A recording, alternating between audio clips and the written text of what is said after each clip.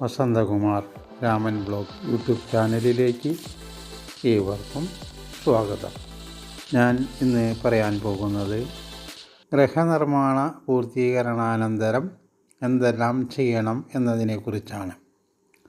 ഒരു ഗൃഹം നിർമ്മിച്ച് പൂർത്തിയായ ശേഷം അതിൻ്റെ ഗൃഹപ്രവേശന ചടങ്ങുകളാണ് നടത്തേണ്ടത്.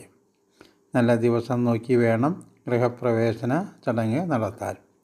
ചിങ്ങം, തുലാം, വൃശ്ചികം, മകരം, മീനം, മേടം, ഇടവം, മിഥുനം ഈ മാസങ്ങളിൽ ഗൃഹപ്രവേശനം നടത്തുന്നത് വളരെ ഉത്തമമാണ്. കൂടാതെ രോഹിണി, ഉത്രം, ചിത്തിര, അനിഴം, ഉത്രാടം, മകയിരം, രേവതി എന്നീ നക്ഷത്രങ്ങളും ഗൃഹപ്രവേശനം നടത്താവുന്നതാണ്. ഗൃഹപ്രവേശന ദിവസം ഗൃഹനാഥനും ഗൃഹനാഥയും ഒരുമിച്ച് ഗൃഹപ്രവേശനം ചെയ്യണം. ഗൃഹനാഥ ഇടതുകാലും ഗൃഹനാഥൻ വലതുകാലും വെച്ച് ഗൃഹപ്രവേശനം നടത്താവുന്നതാണ്. പാൽപാത്രം, കൊളുത്തിയ നിലവിളക്ക് എന്നിവ കയ്യിൽ വെച്ച് ഒരു തവണ പ്രദക്ഷിണം വെച്ച് വേണം ഗൃഹപ്രവേശനം ചെയ്യാൻ.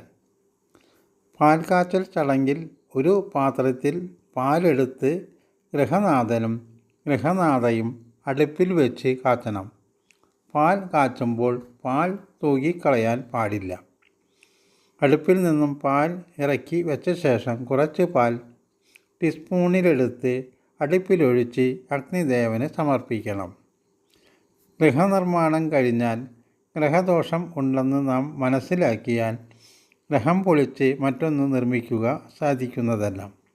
എന്നാൽ ചില ചെറിയ മാറ്റങ്ങൾ വരുത്തുന്നതിലൂടെ പല ഗ്രഹദോഷങ്ങളും മാറ്റാൻ സാധിക്കും.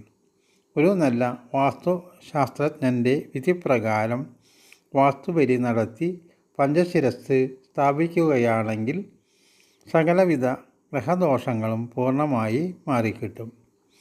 പഞ്ചശിരസ്ഥാപനം എന്നത് ആന, പോത്ത്, ആമ, സിംഹം, പന്നി എന്നിവയുടെ തലയുടെ രൂപം സ്വർണത്തിലുണ്ടാക്കി പ്രധാന വാതിലിൻ്റെ വലതുവശത്തെ ചുമരിലായി 1 അടി പൊക്കത്തിൽ പഞ്ചശിരസ് സ്ഥാപിക്കാവുന്നതാണ്. ശിരസ് സ്ഥാപിക്കുമ്പോൾ സ്ഥാനം തെറ്റി സ്ഥാപിക്കാൻ പാടില്ലാത്തതുമാണ്. ഗൃഹനിർമ്മാണം വാസ്തുവിധി പ്രകാരം നടത്തുന്നതുപോലെ തന്നെ ഗൃഹത്തിന് പേര് സ്വീകരിക്കുമ്പോഴും ജ്യോതിഷവിധിപ്രകാരം തന്നെ നടത്തേണ്ടതാണ്. ഗൃഹനാഥൻ്റെയോ ഗൃഹത്തിൻ്റെയോ നക്ഷത്രവുമായോ രാശിയുമായോ യോജിക്കുന്ന അക്ഷരങ്ങളിൽ തുടങ്ങുന്ന പേരുകൾ വീടിനെ നിർദ്ദേശിക്കുന്നത് ഉത്തമമാണ്.